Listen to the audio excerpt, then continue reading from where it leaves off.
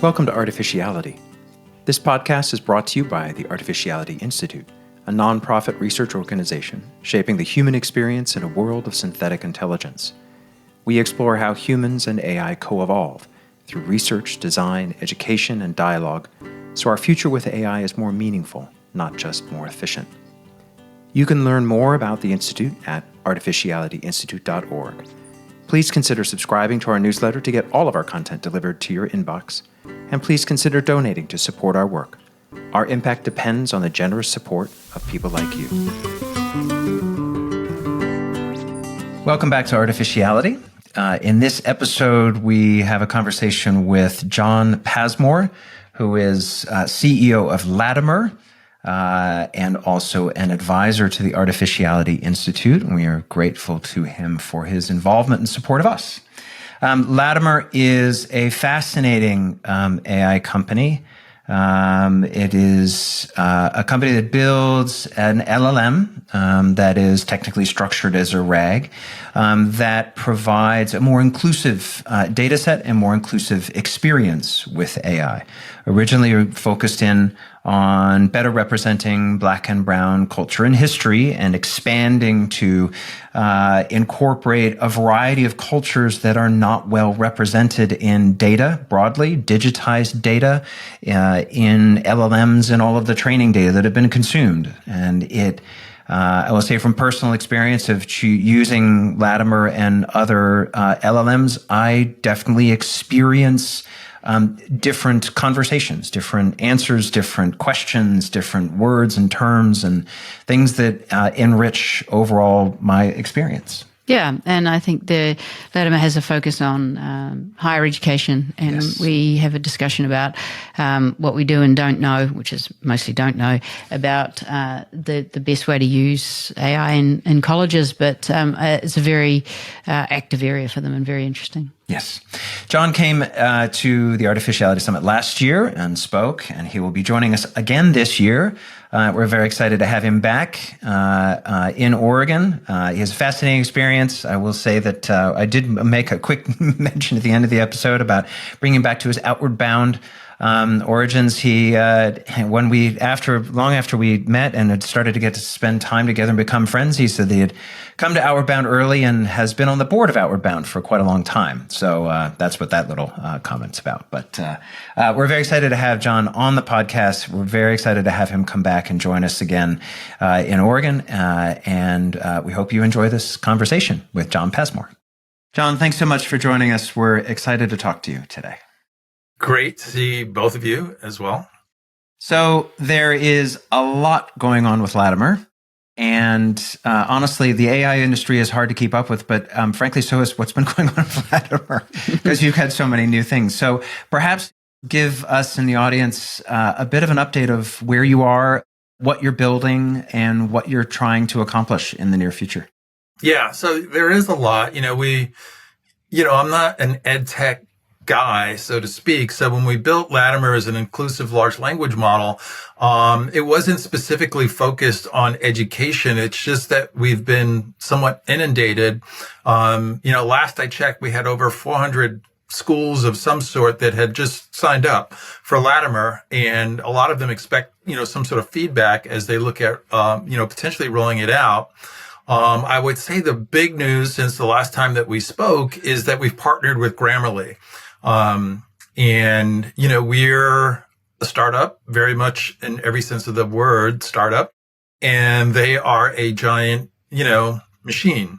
So that's taken some getting used to because there's one of me and they need me in a lot of different boxes, from sales to marketing to legal and deals and IP.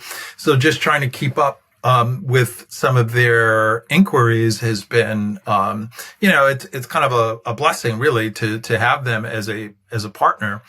So that's been taking a lot of my time. And then, I try and get out quite a bit to actual schools, whether it's sales or just trying to really, build the relationships and understand what faculty kind of on the front lines is really needing. I was actually in Miles College in Birmingham this week. And then next week in North Carolina for Johnson C. Smith University, which is a HBCU in Charlotte, and UNC Greensboro as well. So lots of good stuff.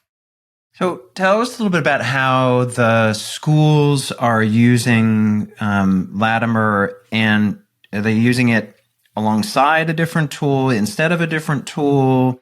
Does it come through as like, this is what you're going to do for a class, or is it students who are sort of choosing it on their own, or is it sort of a mix? Yeah, it's kind of a combination, and I think there's not yet like a standard, school method of kind of deploying artificial intelligence. On the one hand, you have schools like, Arizona State University. And last time I spoke to them, they said, hey, we've licensed over 40 LLMs, for our students and faculty. So those could be legal, they could be specialized LLMs. So they're kind of like on the forefront and maybe even running away from the pack. Southern New Hampshire, a big client of ours, started us in a trial with about 10,000 students. Anybody that was taking sociology used Latimer, and then they did their own internal evaluation of how that went well. So now we go into the fall into more of the general population, where every student there has to choose one LLM that the school will support, and the choices there are Claude or Latimer, which happy to be included there. Then we have folks, that haven't done anything, that are, the faculty feels, hey, students will just use this for cheating. How can we do this responsibly? And, there's not a great answer for that. I think at Miles College, where I just was, they asked the students to bring their prompts to class as a first step, as opposed to just assigning an essay, so that the teacher gets to understand if the student is really fluent in the topic or has questions. And then they bring a draft to class, and then they finally submit their final work. And I think that kind of methodology, where there's more student kind of teacher interaction, is, becoming more common. The whole sort of in the classroom thing, I think is sort of fascinating. And you describe, really, there's a huge ends of the spectrum, from dive on in and do everything to sort of nothing. And in some ways that hasn't changed a lot. But in other ways, everything that we hear about people using large language models in higher education has changed enormously, that it's such a standard sort of part of the fabric of a university now. How do you think about the kind of characterization of what makes good use in a college at the moment? I know that's a really broad question, so maybe just a particular story or some reflection of your own experience and your own sort of sense of where the zeitgeist is right now before people start going back to school would be just really useful. I think that the key issue that university is trying to solve for is, how do you preserve or encourage critical thinking when you have this tool that makes it simple to not have to do that level of work? And, students are often busy. As we may know, students sometimes wait till the last minute to do an assignment. And if you have a tool that, makes it even easier to wait till the last minute to do your assignment, you're kind of running uphill or upstream, whatever metaphor you want to use, in trying to get responsible use of artificial intelligence. And, as much as we talk about it, as much as it's been deployed, we're still in the very early days. So you have young people. I would say this freshman class has probably been using it for the last 2 years in their high school experience. So you have young people that are pretty fluent and knowing that, hey, this can really make my life easier. And then you have that counterbalance from the university of saying, but are they really learning the material the same way as, when we built this course, 10 or 15 years ago, given certain technology, and how do we reconstruct this class or these courses so that they have the same outcome. No, I don't. I see. There's pockets of sort of patterns, if you like, emerging, but the patterns are so context dependent. And it's interesting what you say about. I mean, because critical thinking is a term that we hear a lot about preserving critical thinking. We hear it in the workplace and what have you. But what's the crossover between critical thinking and intellectual values? And what are you seeing that's different about using Latimer in that case? I was just talking to our tech team about some of the things that they're doing in education or expecting AI to do, which is, let's say, don't answer the question, or ask, approach the question as if you're a tutor and, answer the question with another question, and then, try and create a conversation so that there's more context and more actual learning. But we don't know, with an 18-year-old at home, I get the sense that he would just change LLMs if every time he had a question, there would be a long conversation, because they really just want the answer to that question. We can, that's either a system prompt or a way that the LLM is programmed, that it has that kind of back and forth. Oh, you have a math question. We're going to go through this, step by step and make sure that you understand each step. That's great. Again, sometimes students are pretty time pressed. And, they might be doing homework on the way to class and they just want the answer, is the reality on the ground. So we have to kind of figure out how do we reconcile all those things? I mean, we have the same thing ourselves, right? Yeah. It's not even, it's in class and in college that it really matters. But when we work with adults, they feel exactly the same. There's this, how do I know what I just need to get done versus what I need to hold and build in my own mind and my own expertise. And so I think we're so far off from really understanding this. I would say that as this tool becomes more dispersed, right, that there is going to be that hit, right? When I went back to Columbia to learn programming, the whole thing about finding a bug was this, you spent 2 hours trying to find a bug, but you learned so much because you had to check through 30 things that weren't a bug till you got to the 31st thing. And, so all of that learning of how, this code is actually working now just goes away, because you just copy the code into an LLM and say, hey, can you find an error here? And it tells you immediately, oh yeah, you missed a, semicolon right there. You're done. When it's all about the focus on the output and the process isn't valued. So the question is, what is it about the process that we need to value such that we can preserve it or build a new process to get to those same outputs? We're having many, many conversations about that at the moment because of the work we're doing around expertise and culture change. And it's a cultural thing as well to have people want to appreciate that process, even when it's hard. But we're kind of we're working against evolution, right? We want things to be more energy efficient and faster for the same output.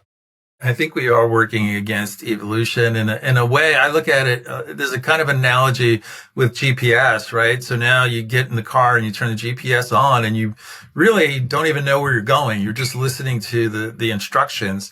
And then if suddenly you didn't have it, even for a simple place, you might not know how you would normally get there. You just become so reliant on technology.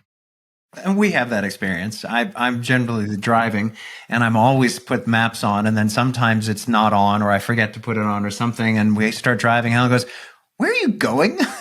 And I'm like, I actually just don't know. Like I've just, I don't have a visual map of Bend in my head the way that I did of basically all of central New Jersey when I was growing up, because that was the only way to get anywhere, is I actually had to remember it all. But now I don't really remember, places. Well, I think the map versus GPS is a metaphor that's going to keep, it's an analogy really. It's going to keep giving for a long time, because there's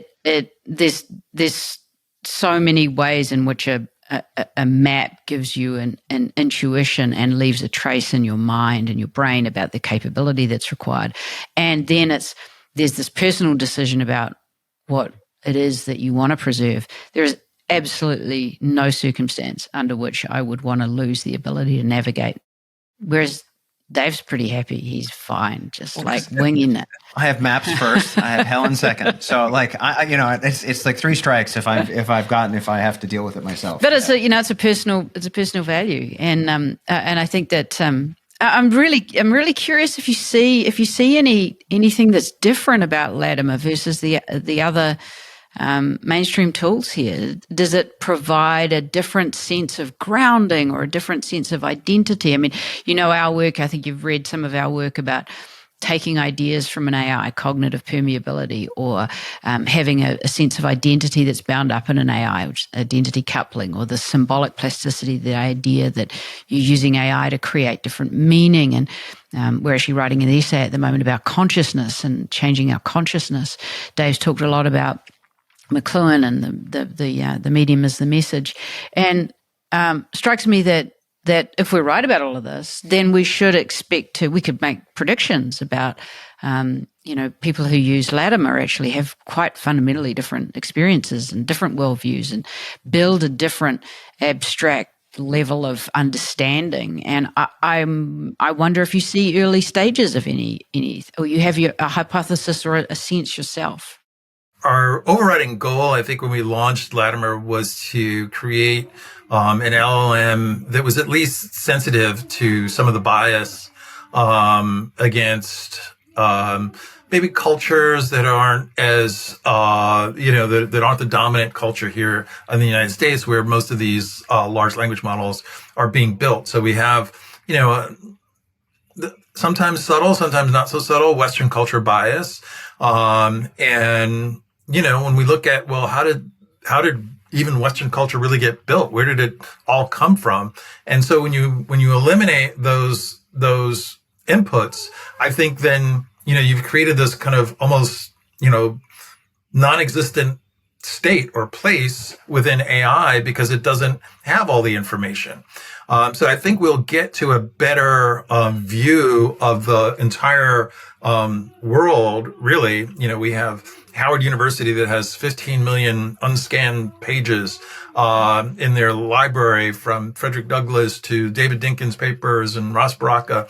All of these inputs that you actually really should have. We have a new platform where we're going to be talking to indigenous tribes and trying to get their approval first to get an accurate view of their history and culture, and then share it with them, obviously, but share it within AI as much as possible, so that artificial intelligence has more than a Wikipedia view of some of these cultures that are, given short shrift in AI at this point. So that's kind of what we're focused on, is that, but we're still delivering information very quickly and succinctly, like other LLMs. So there's not a lot of friction. So, we could have some of those critical thinking deficiencies, with a Latimer as much as with any other LLM, since we have the same interface. And people are at this point, people expect a certain, rapid response, a complete response. They know it's conversational. So, that's what we're building. We're actually working on a really interesting project with Intel that I guess I could talk about a little bit. But basically, it's to push a local model to your machine, a small language model. So that could be to a phone or to your browser, that responds almost instantly to most queries because it doesn't have to go to the internet. And then additionally, if you get disconnected from the internet, it can still speak to you. And, that has interesting utility, but it's even making it faster. Like you need this response in milliseconds as opposed to seconds. So fast forward, I don't know, some number of years in the future. I'm curious, right now you have examples like Southern New Hampshire University says to their students, pick one model, we'll support it, right? And so they're choosing one. I know myself, have multiple models that I'm using to sort of compare answers to get multiple points of view at times. I imagine that's not uncommon for especially people in the business world. When we do talk to organizations, when we survey people, we see lots of people using multiple models. Do you have any sort of prediction, which it is, as best as it can be, about whether that's the state that we're expecting in the future, that we'll end up having a couple of different models and someone will choose to use Latimer for something versus use something else for a different task? Or will these all kind of munge together? There's sort of the view of the big AI companies is they want to be the one model for everyone, which seems somewhere between impractical and scary to me, that we'd all sort of rely on a single thing. But then there's the impracticality of switching among different tools while you're, thinking about things and having to handle it. I don't know, since you are such a defined alternative to sort of standard practice, at least that's the way I think of it, and I mean that in a very positive way. I wonder if you ever have any prediction of how you think that's going to play out. Meta's lead, Jan LeCun, at basically has said that AI or LLMs are essentially similar to people and that they're going to have a bias. They're coming at information from a specific point of view. So I think when we look at the future, if Saudi Arabia or Nigeria wants to have their own LLM, which they should, and many of them are working on, it's always going to have a different perspective because different things are important to them. And the way that they tell the stories about their culture is maybe not the way that we tell stories about their culture or even their perception of us. You could see that, in China, how they want to talk about the United States or how it's generally perceived is going to be different. So I think you're going to have these different models. They're going to be domain specific in some areas where, you have a legal question, you have a health question. I think it's really hard to be everything to everybody. So I do see that, at least in the foreseeable future, there's going to be multiple models. And, folks like yourself, you may feel, hey, this is more conversational. I'm going to use this, or this is, I have a question about my relationship and I've found that Claude is most sensitive or responds in a way that seems most sensitive to me. So for my personal questions about life, and I'm going to ask Claude, so I think that's going to be the wave for the foreseeable future. Do you see those differences as you switch among the different models behind Latimer? So as you can choose different foundation models, do you find that the different sort of aspects of those models are coming through? Yeah. I mean, because the foundation models, they've set their temperatures different, and temperature could be super analytical and get the answer as quick as possible, or could be try and be as empathetic and caring and or witty as possible, or relaxed as opposed to professorial. So they all have these different temperature settings, and sometimes even within a conversation, it's the models are getting very sophisticated.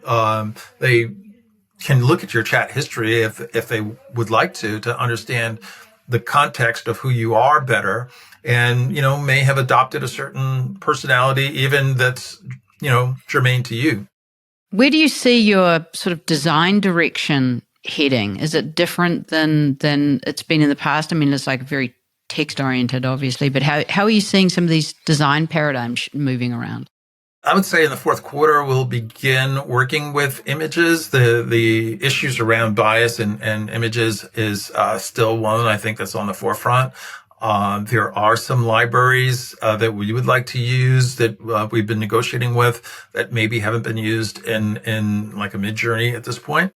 And, from a design, I think our core audience is kind of a younger demographic. Basically, I'd say our core focus is higher ed. And I think that that's a great place for us, in that you have, younger kids who are aspirational. And then you have those young people that are going off into their careers that hopefully say, hey, I used this in college and it worked great. I'm going to continue using it. So it's a great place for us to focus. And I think from that sense, and we do think about it a lot, I'm not a designer, but, how do we maybe differentiate ourselves from others? I think our design at this point is maybe, it's not really super sterile when you go to the homepage. It's maybe a little something extra. So, I look at things like Discord, which is kind of, maybe it's meant to be a little dark and scary to older people. But, so we've kind of adopted a little bit of that Discord-y kind of feel. And, we'll see, and maybe, let users kind of choose their own view of how they want it to look to some degree as well. There's just a ton of work to be done. We think, when we're down south and you think, well, even your average church, has all sorts of records, and even what the pastor or the leader of that church was talking about, on any given, weekend, in many cases, they're using video, so they're recording it, but it's not transcribed. But that, from a cultural standpoint, it's really important when when you're going to make a broad claim like, hey, our AI has read everything on the internet, or, essentially saying our AI knows everything about the world. But you're still leaving very, very wide swaths of the world out of that equation, but people are looking at the response as this response has been informed by everything in the world. There's a big gap that I think is still going to take many years to solve for, because again, there's just at every school that I visit, there's a library, there's something that was donated to them that has never been scanned, and for the most part, it's not like, oh, we're going to scan it next week. It's like, no, it's here, or it's in the basement, and yeah, we have it, but yeah, is it valuable? I'm like, yes, it is. It's definitely valuable if you want to represent, the people that said those things, who wrote those things, who expressed those things. If you want those people represented in these systems, then yeah, there's a lot of hard archiving work that you're doing that's required. Archiving, maybe not. That's maybe not the right word now that I think about it. But the digitizing and the datafying of it to be able to bring those people into the tools. Because you're right. Other than that, it's just we're relying on just whatever happened to be publicized, on the internet in the past, and that's missing an enormous amount of rich human experience that happens, in conversations that aren't recorded and published as a podcast, that isn't put up on YouTube, that isn't books that were never digitized for whatever reason. All of these things are missing from the systems, other than yours, honestly. Yeah, well, I mean, and some of it, we're if we can discover it and get it scanned, we'd love to make it open source so that we all have a more accurate view of the world. We do have a project to create a kind of an eBay of data is what I call it, because some of these schools or owners of the data should be able to easily market what they have and, drive recurring revenue ideally. So, you had the early attempts from AI where essentially spidered the internet and grabbed a bunch of content, whether it was copyrighted or not. But copyright owners, right, it exists for a reason in that, it's valuable, and the people that created it or own it should be compensated if you want to use it. So we're kind of in the midst of many, many lawsuits that are working their way through the court system about those issues, about stuff that ended up in AI that maybe shouldn't have initially. So I think we have some heavy lifting in the next few years to excavate some of this data. And then, even in some parts of even the country, we have oral traditions that we don't want them to get lost or underrepresented. Again, if we want to have, this AI that we kind of think of as an oracle that knows everything, but if it doesn't have any of the oral history of, really just thousands of different tribes and cultures, that's a big gap, because, those cultures, may have motivated different, what we consider, the evolution of our main culture, didn't just kind of happen, out of nowhere. So we want to understand, where it all came from, how it all really happened. And I think right now we're doing these kind of connect the dots, but we're forgetting a lot of the dots in order to try and make a straight line out of something that's not so straight. That's awesome. Well, I love your eBay for data project. I could see that being attractive from everyone from tiny little people like us, where we could turn off access using Cloudflare and, then make our data available someplace else, through to the archives that you're touching, to, frankly, all archives. Every university has, major archives of letters and things that have been left behind by other people, and which could all add to the richness and understanding of history, understanding of culture, the whole thing. And being able to allow those to be a source of value for those who own it would create a new economic layer, essentially, for the internet. Yeah, and even for small museums, there's thousands of small museums that haven't digitized a thing, but they have valuable pieces of history. So the summit's coming up in a couple of months. He forgot a very important part here, and we'll be talking about, the theme this year is from me to we to us, so the sort of increasing scale. And everyone that we talk to about this sees the intuition, right? You see how the models are very much about making us as individuals even more tightly coupled with the models themselves. They're not really designed even for collaboration. So how do we then take them out to teams and groups? And we see so much awkwardness as people take their AI idea and process it through their own mind and then put it into the group chat, into a meeting. It's awkward. We don't have any norms for that, let alone what we scale up to in terms of either the broader, larger society or the broader, larger society, including AI. So we've been thinking a lot about that. And part of that starts with the why gather in person if you can do everything remote? And I'm curious as to how your own thinking has changed. You do an enormous amount of travel and spend a lot of time talking to people. And I wonder how your perspective on the importance of being in person for these discussions has changed. Yeah, I think in person is as important as ever, maybe even more important during this time and even in the future, because there are things that will come up in a conversation in person, maybe because we're not so gated. Here we're looking at, we have a conversation, it's online. We know that at some point soon this conversation ends, and we move on to the next thing. But when we're just talking to somebody and having an open-ended conversation, that could, number one, it can go anywhere. And you really get a sense of who the person is. That we still like to have is that a good person? Where do, we make these decisions and conclusions about people. And I think we really want that. I've found that's, in every conversation, something unexpected comes up.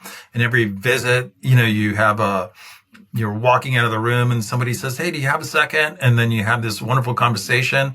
I think there's millions of years of evolution that created how we interact, and it's probably for a reason, and probably has lots of benefits that maybe we're not even fully cognizant of.